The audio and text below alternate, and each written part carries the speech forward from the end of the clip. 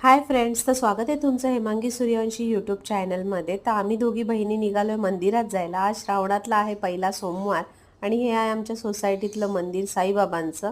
इथे तर मी नेहमीच नमस्कार करून पुढे कामाला जात असते आणि आज बघा खूप पाऊस पडत होता। आम्ही दोघी मंदिरात येऊन पोहोचलेलो आहोत आणि वरतून सुद्धा मंदिरातनं पाणी पडत होतं कारण खूप खूप जास्त पाऊस पडत होता।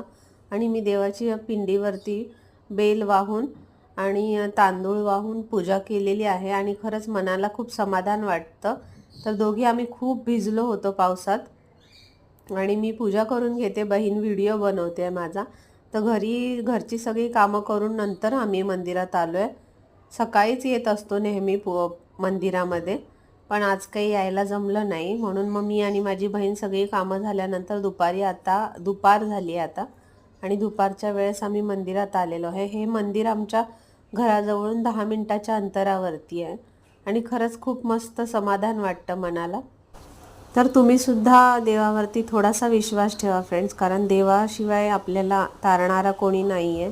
आणि माझी बहीणसुद्धा मनापासून पूजा करते देवाची आणि खरंच छान तिचाही विश्वास आहे देवावरती। तर असे असतात बरेच जण की त्यांना देवावरती विश्वास नाही, म्हणतात देव कुठे आहे, तुम्हाला दिसतो का? तर असं नाही आहे। तर देव आपल्याला दुःखात नेहमी साथ देतो, पण ते आपल्याला जाणवत नसतं।